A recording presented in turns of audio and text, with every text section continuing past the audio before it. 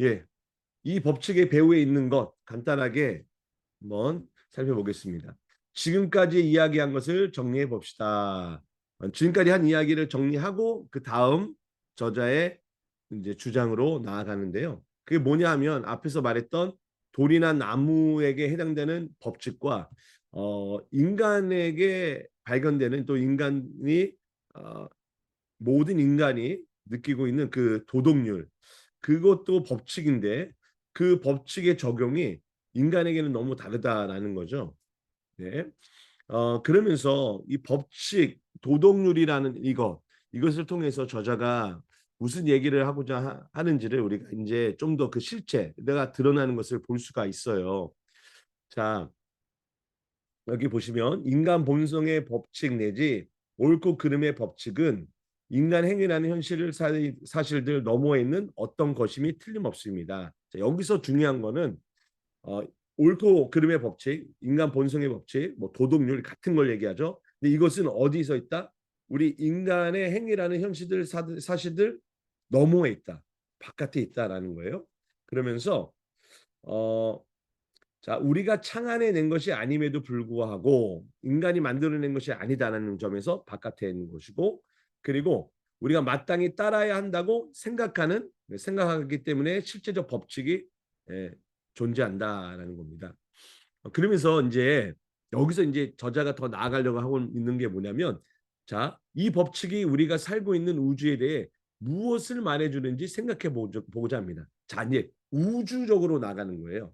그러니까 우리 인간 내면에 있는 도덕률, 우리 인간이 다 공감하고 있는 그 도덕률을 근거로 해서 우주가 어떻게 존재하느냐 그거에 대한 것 그리고 여기서 이제 두 가지 관점을 얘기하는데 우주의 존재에 대한 첫 번째 관점이 유물론.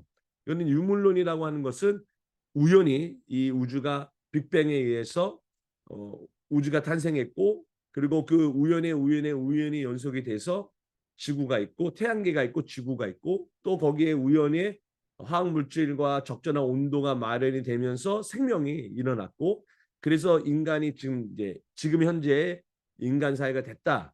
이렇게 발전해서 진화가 됐다라고 말하는 유물론적 관점이 있고 또 다른 관점은 여기서 말하는 종교적 관점. 우리가 하면 이제 창조론이라고 할 수 있겠죠. 우리 창조. 그래서 그 관점이 있다. 이 두 가지를 얘기를 해요.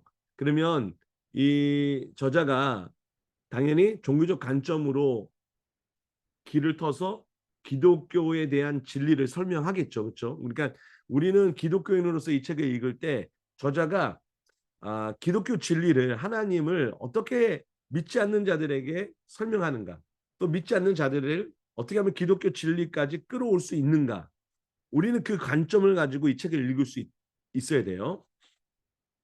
자, 그래서 여기 보면 중요한 건 이겁니다. 종교적 관점으로 나가는데 이 관점에 따르면 그 우주 배후에는 어떤 것보다 정신과 비슷한 무언가가 있다라는 겁니다.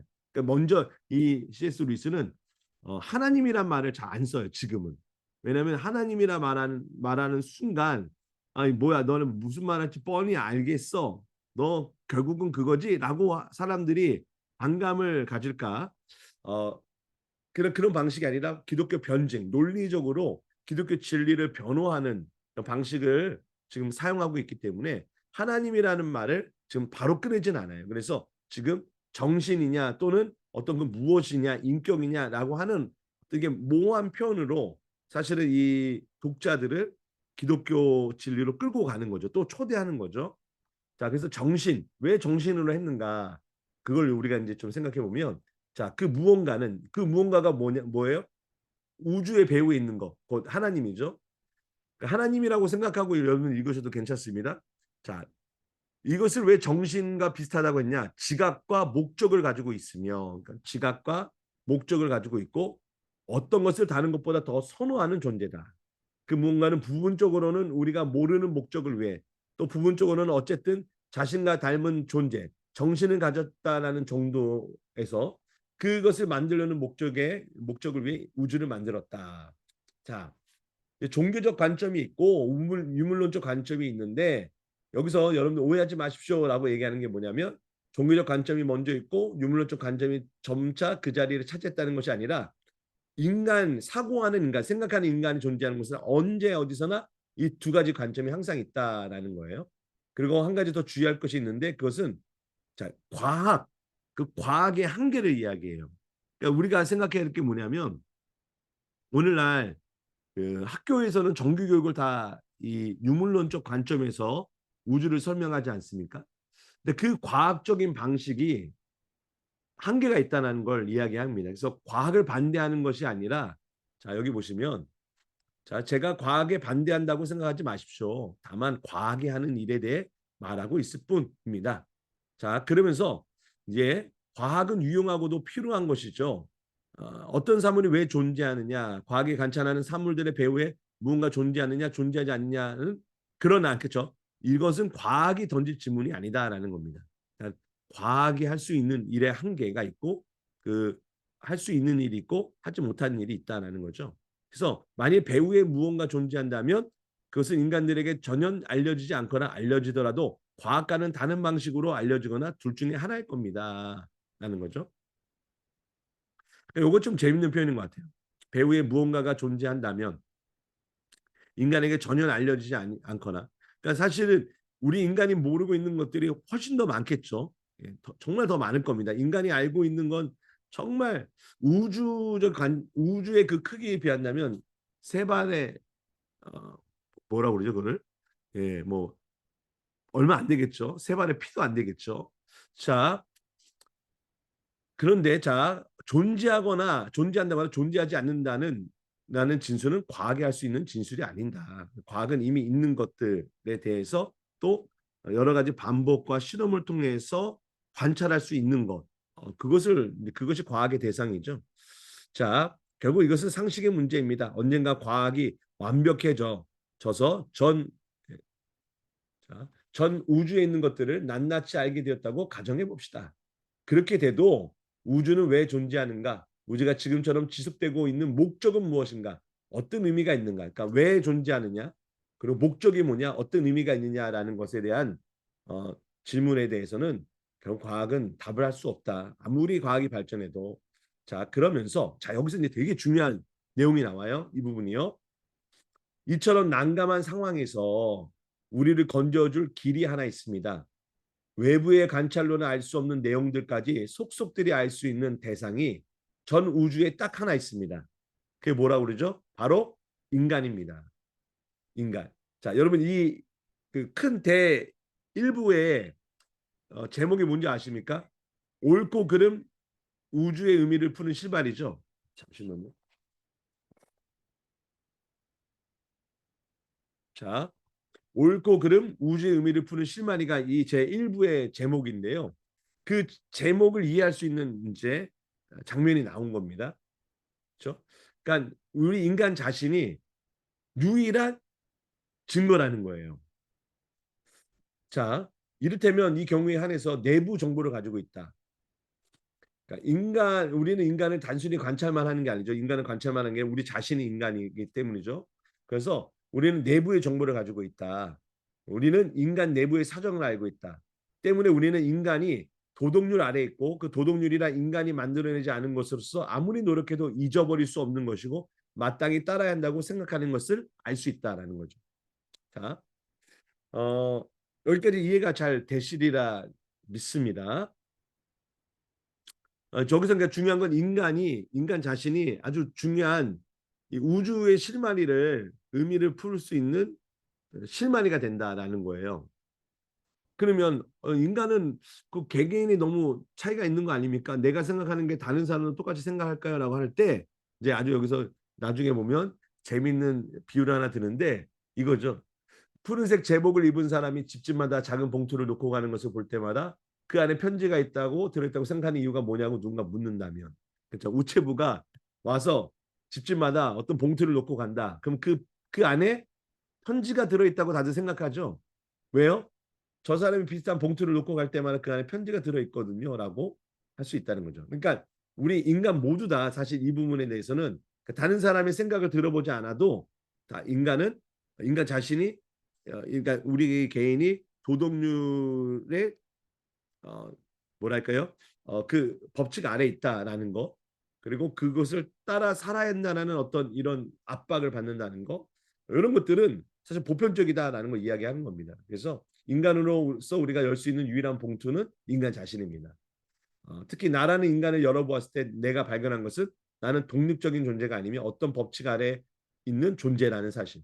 내가 일정한 방식으로 행동하기를 원하는 누군가 또는 무언가가 있다는 사실. 예, 그 얘기를 합니다. 자, 잠깐 앞으로 좀만 가면요. 예, 여기 보세요. 만일 그런 힘이 정말 존재한다면 이 힘이 뭐예요?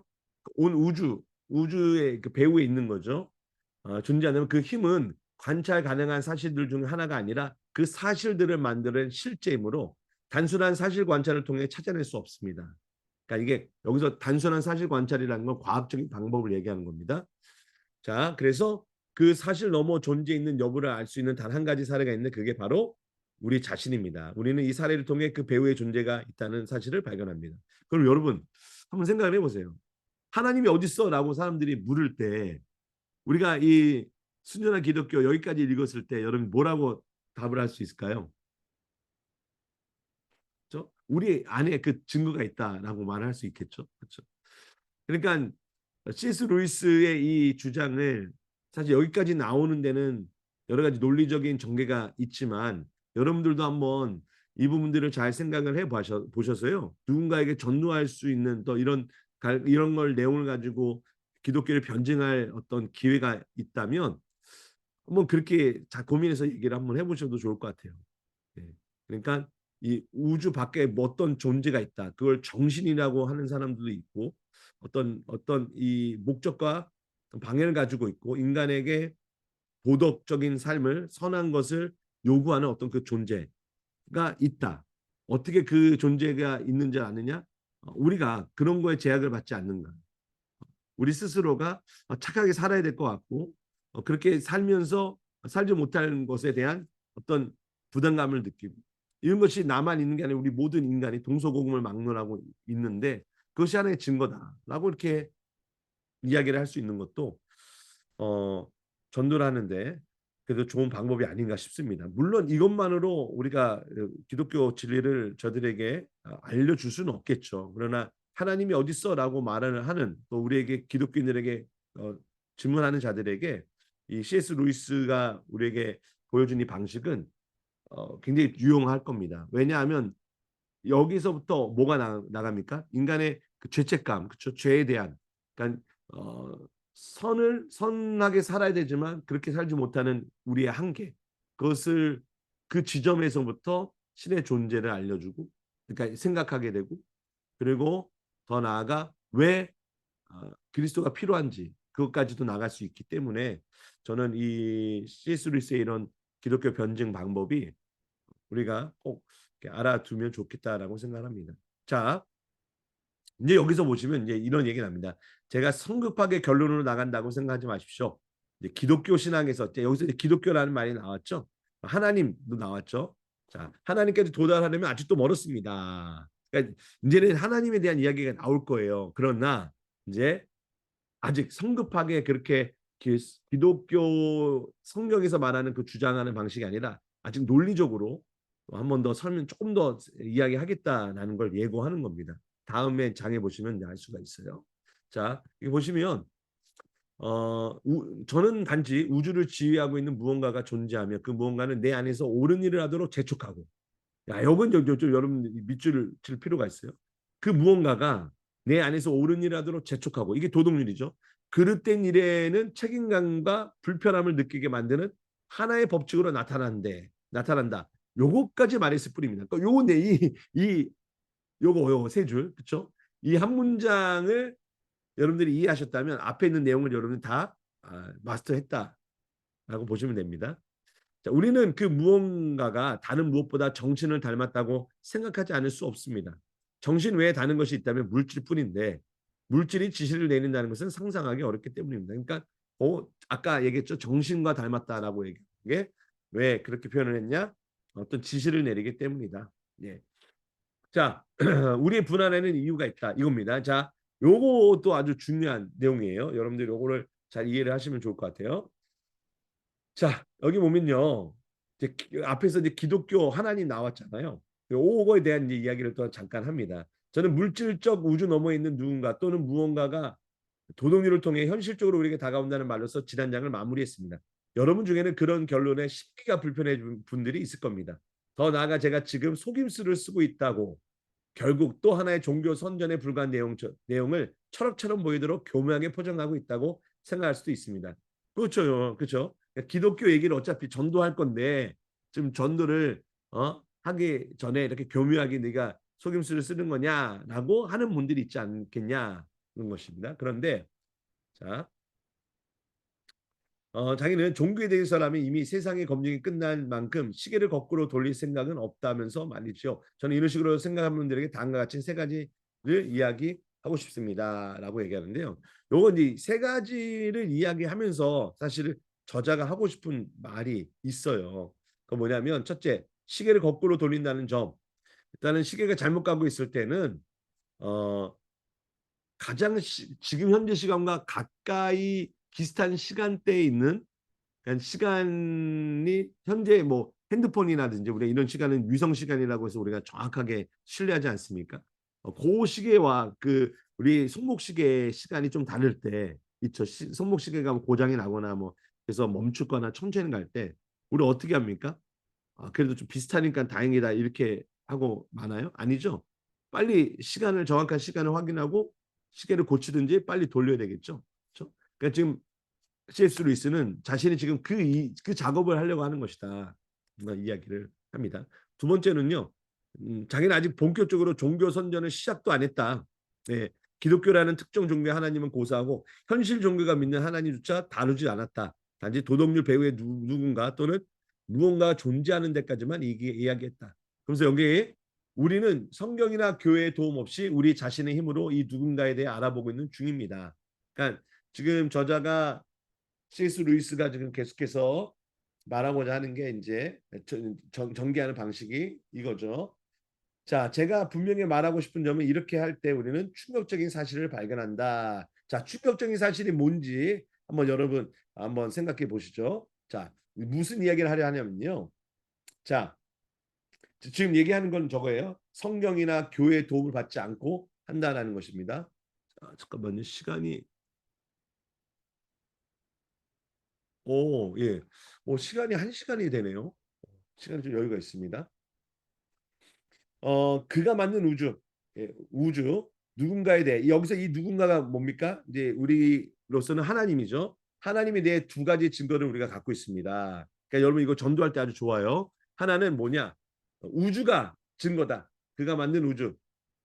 이게 이제 앞에 챕터에서도 연결되죠. 만약 우리가 우주를 유일한 단서로 사용한다면 그는 위대한 예술가이지만 인간의 친구가 될 수 없는 무자비한 존재. 왜냐하면 우주는 아주 위험하고 무서운 곳이므로 라는 결론이 나옵니다.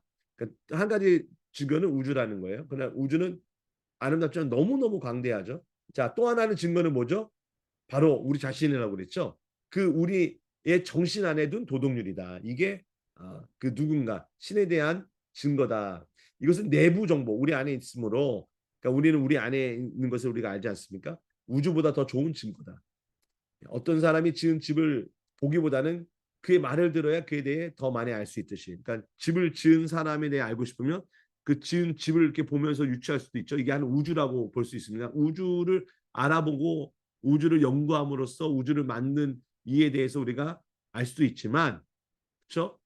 그와 직접 대화를 하는 것보다 더 좋을 수는 없죠.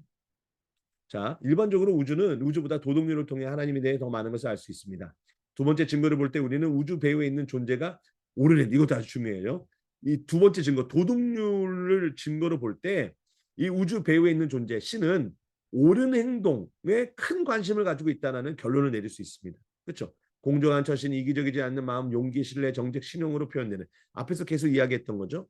그래서 이 배후에 있는 존재는 옳은 행동에 큰 관심이 있다. 그런 의미에서 우리는 기독교를 비롯하여 몇몇 종교들이 주장하는 바 하나님은 선하시다는 말에 동의할 수 있습니다. 그렇죠? 좀 기독교의 하나님을 포함해서 살짝 얘기를 하죠. 그러니까 옳은 행동에 큰 관심이 있는 신, 결국 선하다라는 말을 합니다. 그러나 너무 성급하게 나가지 마십시다. 여기서 저자가 하는 얘기가 아주 중요해요. 뭐냐면 도덕률은 어떤 짓을 해도 상냥하게 동정심이 많게 받아주는 분이 그런 의미라는 것이 아니다라는 거예요.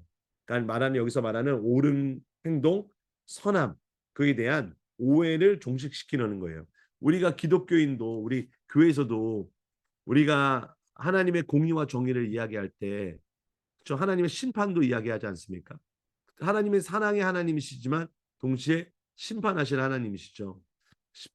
남은 시간 10분 남았네요. 예. 자, 보겠습니다.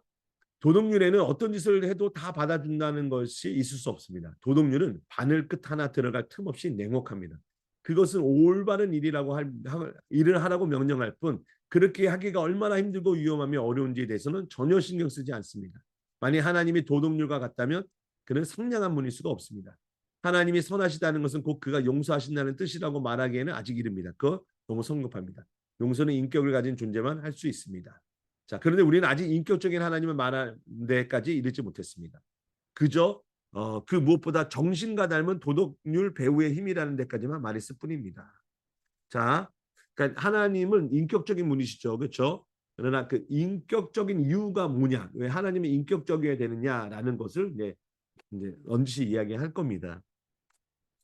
자, 그러니까 그 정신에게 용서해 달라거나 벌을 면하게 해달라고 비는 것은 허튼 짓이 될 것입니다. 그러니까 정신이 아니다라는 얘기죠. 계산이 틀렸을 때 구구단에게 벌을 면하게 해달라고 비는 것이 허튼 짓인 것처럼 말이죠. 계산이 틀리면 답도 틀릴 수밖에 없습니다. 자, 좀 넘어가고요.